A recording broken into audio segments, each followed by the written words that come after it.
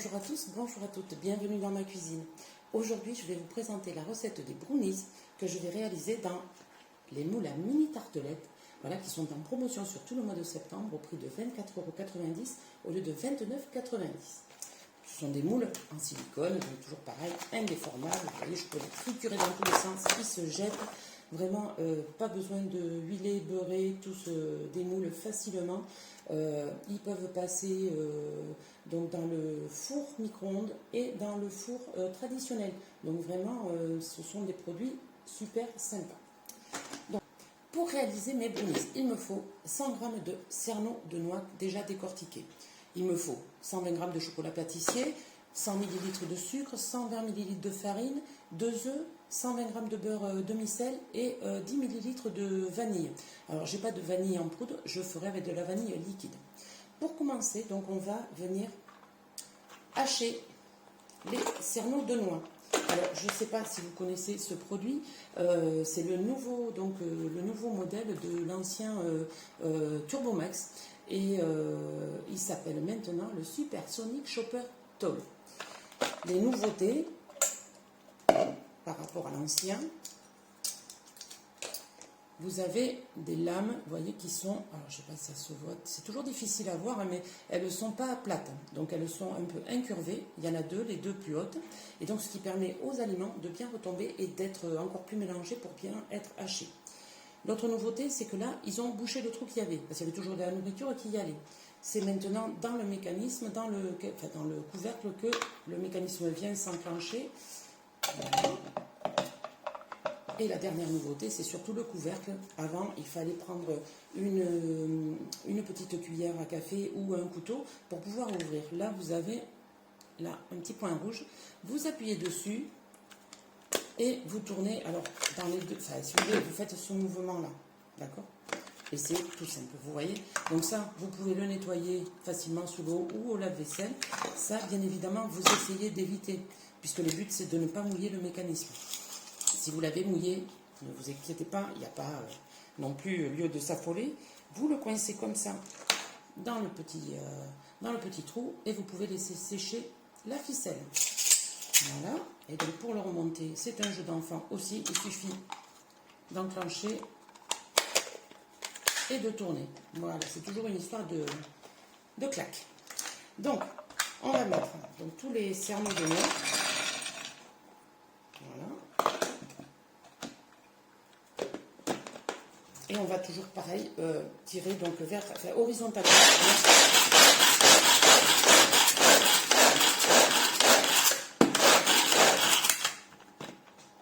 Et regardez ça, en quelques clics, enfin en quelques tirs de ficelle, c'est vraiment broyé très très finement. Il est beaucoup plus performant quand même que le Turbomax sur lequel il fallait tirer un peu plus longtemps pour avoir ce résultat. Donc, ça, c'est fait. Ensuite, je vais faire fondre mon chocolat et mon beurre dans le pichet micro-cook. Ça, je vous le répète, je vous le redis, c'est la casserole du micro-ondes. Vraiment, celui-là, si vous ne l'avez pas ou si vous avez des enfants étudiants, il vous le faut vraiment, ou il leur faut, parce que vous pouvez réaliser des multitudes de recettes sucrées, salées, en un quart de temps, donc au micro-ondes. Ça, c'est vraiment fabuleux.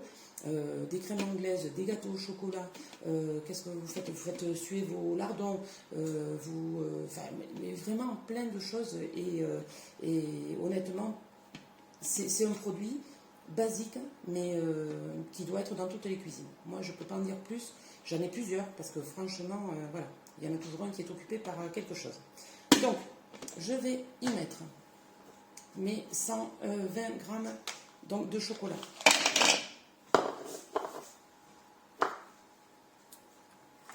Et le beurre, donc j'ai dit 120 g de beurre que j'ai déjà pré-coupé aussi.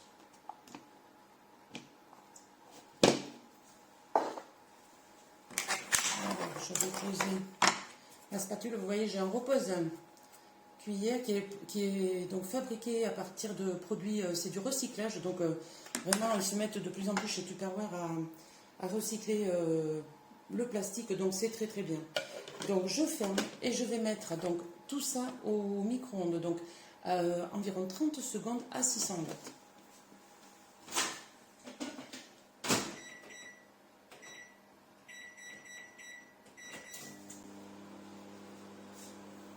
Alors, que vous dire de plus? Bon, je vais vous présenter peut-être en attendant le mini catalogue donc, du mois de septembre. Donc patati patata, donc vous aurez des recettes certainement avec les pommes de terre sur le mois de septembre. Donc effectivement, pour toutes les hôtesses du mois de septembre, il y a ce set de 3 boîtes modulaires vraiment qui sont fantastiques pour un rangement idéal dans les placards. C'est vraiment top top. Et l'hôtesse pourra compléter plus facilement aussi avec un autre jeu. Ensuite, vous avez l'autre modèle de micro-cook, c'est le 2,25 litres qui est vraiment très très bien aussi. C'est donc une plus grande capacité que le pichet micro-cook que j'ai ici au four micro-ondes. Mais il se vend ce mois-ci avec le presse-purée. Et ça aussi, pour les étudiants, c'est le top. Bon, on va regarder.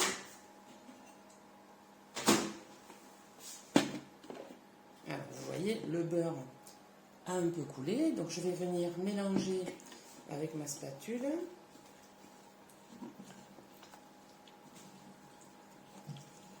Vous voyez, il faut vraiment pas longtemps, hein,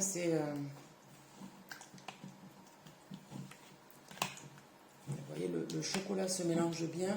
Je ne sais pas si vous voyez vraiment. Voilà. Alors.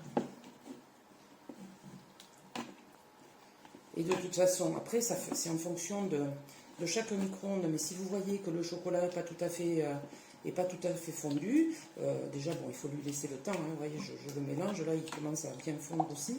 Mais il ne faut pas hésiter à le remettre, mais surtout à très basse température. Hein. Alors, dans ces pichets micro-cook, vous pouvez d'ailleurs faire fondre le chocolat sans mettre forcément du beurre. Mais c'est toujours à 350 watts. Et vraiment, surveillez, commencez par 2 minutes, 2 minutes et demie, et vous continuez jusqu'à ce que vous obteniez le chocolat vraiment fondu.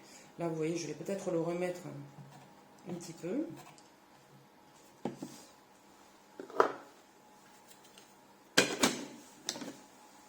Qu'il finisse.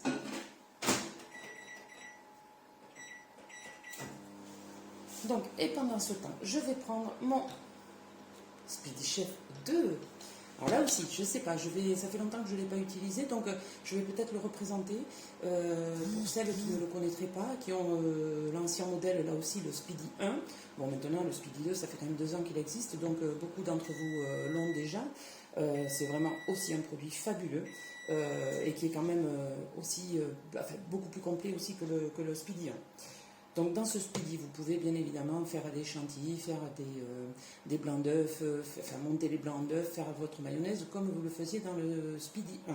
Mais la différence, vous voyez que il a donc un pichet avec une poignée ergonomique dans laquelle vous pouvez mettre vos ustensiles pour pas salir votre plan de travail. Vous voyez qu'il est gradué des deux côtés, il est transparent. Il a un bec verseur, donc vous allez voir que ça va me permettre de répartir ma préparation beaucoup plus facilement. Ensuite, donc, là, vous avez donc le couvercle donc, avec les fouets. 2 petites dents pour savoir comment il faut le mettre, que vous mettez dans la poignée. Comme ça, vous êtes sûr qu'il est dans le bon sens. Et il faut bien l'aplatir. Vous voyez, là, il faut qu'il soit comme ça. Vous avez un entonnoir qui est gradué et suivant si vous le mettez d'un côté ou de l'autre, il s'ouvre ou il se ferme. Donc ce qui veut dire que vous pouvez, par exemple si vous faites votre mayonnaise, vous pouvez mettre l'huile au fur et à mesure. Si vous avez de la vanille liquide et que vous ne voulez pas ouvrir la préparation, vous pouvez l'incorporer comme ça. Bon, pour le moment là je vais l'enlever. L'autre différence avec le Speedy 1, le Speedy 1, quand vous tourniez, donc vous tourniez à droite, voilà, il y avait une vitesse et ce bruit-là.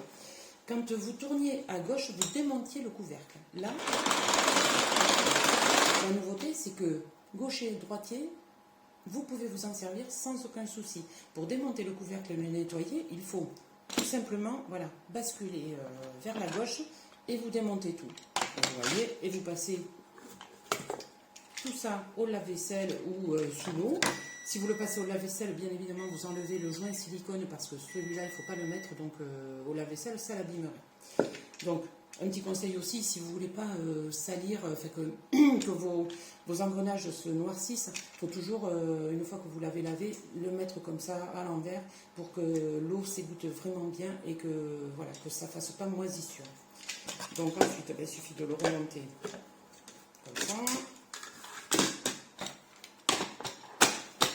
Et il faut entendre, voilà, le clap enclenché. Donc, je vais enlever les fruits. Et donc, dans le speedy, on va y mettre les œufs. Il me faut donc 2 œufs. Alors, je vais prendre...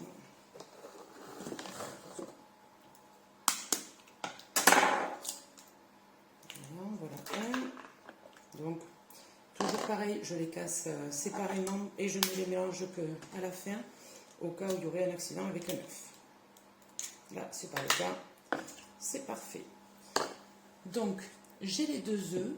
Ensuite, il me faut, on a dit, 100 ml de sucre. 100 ml de sucre. Alors, moi, vous me connaissez, j'en mets toujours un petit peu moins. Vous voyez, les boîtes modulaires, alors, moi, je les ai en bordeaux, mais là, elles sont en rouge.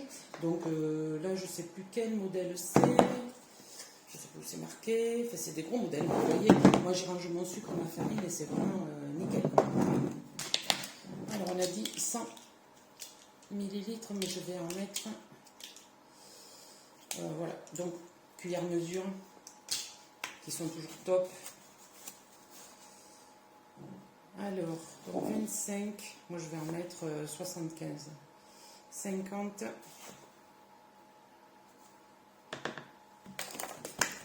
donc le chocolat, le sucre, la farine, donc la farine, on a dit 120 millilitres.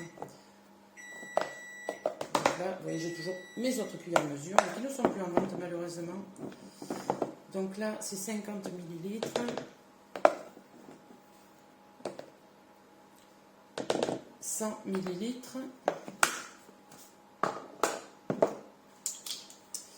Et donc la dernière, bon, mais je ne vais pas remplir, voilà, je ne vais pas remplir ma 25. Je vais en mettre un petit peu moins, voilà, pour faire le complément. Donc les œufs, le sucre, la farine, il faut que je rajoute donc la vanille aussi. Donc moi je vais faire avec de la vanille liquide, je suis désolée. Hein. Et donc là je vais prendre ma cuillère de 5.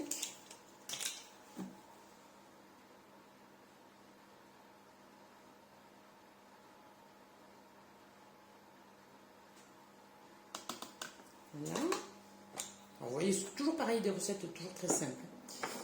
Je reprends mon beurre et mon chocolat qui là doivent avoir bien fondu. Voilà.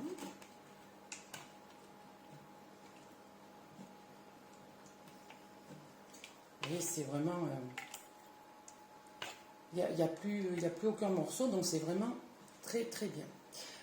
Donc j'ai dit les œufs, le sucre, la farine, le beurre, le chocolat et la vanille. Donc là, je mets tout ça dedans. Alors j'ai oublié de vous préciser quelque chose de très important sur le Speedy 2. Certainement que certaines d'entre vous l'auront remarqué, mais c'était voulu. Parce que la plus grosse des différences avec le Speedy 1, c'est une histoire de vitesse. Voilà.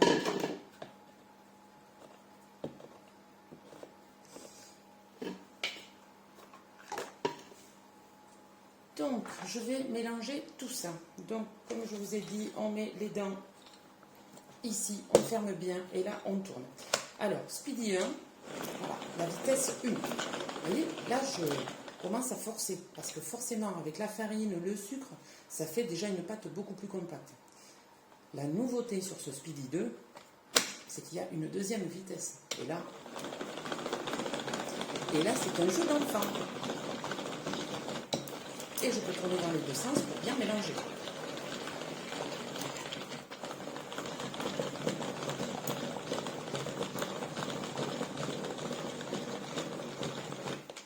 Alors, je vais reprendre. Alors, une autre petite astuce, quand vous voulez faire tomber la pâte, vous voyez là il reste plein de pâte sur les fouets, ben, vous tournez un petit peu dans les deux sens comme ça, bon, sans en mettre partout bien évidemment, mais ça permet vraiment à la pâte de tomber et de faire moins de gaspillage. Donc là il tient debout.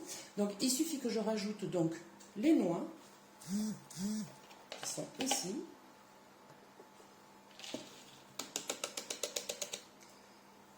Voilà, et là je vais juste mélanger avec la spatule. Alors, attendez, je vais me débarrasser parce que je ne voudrais pas en mettre partout. Et donc on me dit de bien mélanger ma pâte.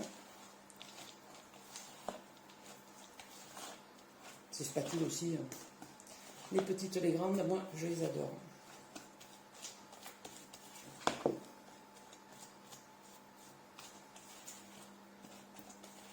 Et encore une fois, voilà, en même pas 10 minutes, vous avez donc une pâte à brownies hyper vite fait. Alors, je vais juste essuyer un petit peu mon pain de travail. Je vais récupérer donc ma grille froide. Parce qu'il faut toujours mettre les moules sur une grille froide pour que la cuisson se fasse vraiment de façon très homogène.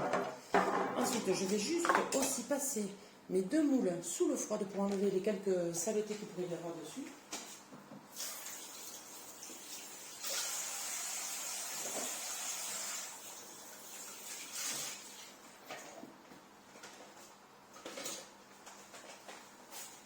Voilà.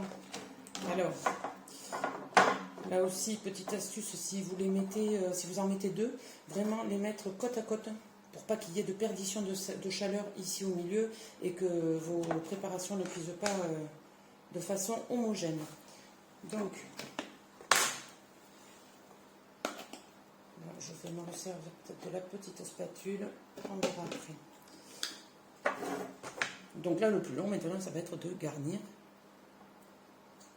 Mais ce qu'il y a de bien, c'est que ça va faire des petits brownies, hein, voilà, en une bouchée.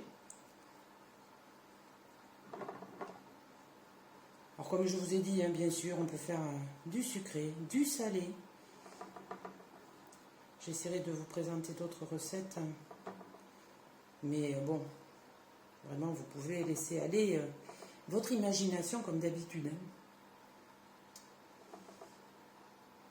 Là, je fais ça parce que on va à la plage cet après-midi. Ma fille amène une copine et je sais qu'elles sont fans de chocolat, donc on aura le goûter. Tout prêt.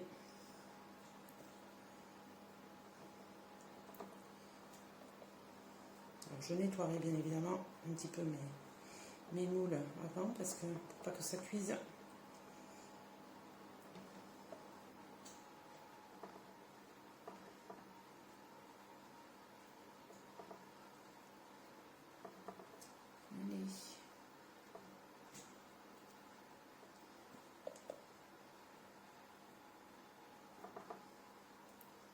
Ouais, le plus long, ça va être de remplir les moules. Hein.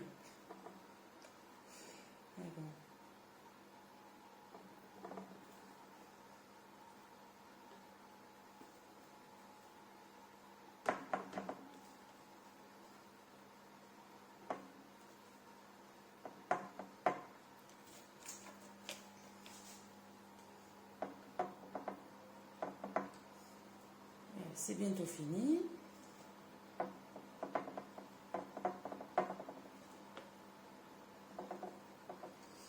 Alors, je vais pouvoir en mettre un peu plus. Oui, parce qu'il me reste quand même pas mal de pâtes, donc je vais pouvoir compléter.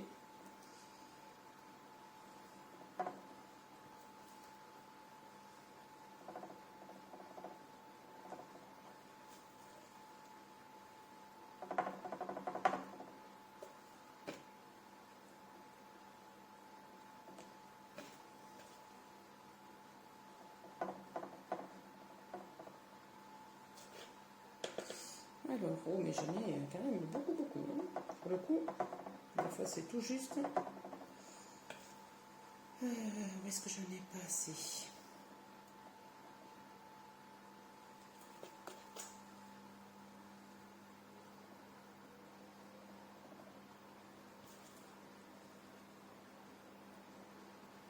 Ensuite, la cuisson est très rapide, donc vous entendez, j'ai mon four qui préchauffe donc à 200 degrés et il faut 14 minutes de cuisson, donc c'est pas long. Je pense que ce sera vite fait, vite cuit et vite mangé. Parce qu'alors, ça sent très bon.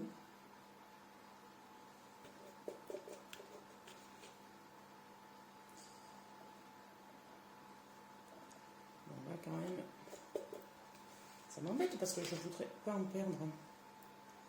Donc vous voyez, ça garnit bien les deux moules. Après, bien évidemment, vous pouvez les faire dans les moules rectangles, les moules à plus grosse tartelette, etc. Après, moi, je trouve que voilà, le brownie, c'est quand même bon, un petit peu lourd, donc peut-être que c'est des petites portions comme ça. Alors voilà, là, ce que je vous disais, il faut que je nettoie un peu pour pas que ça... que la pâte cuise sur le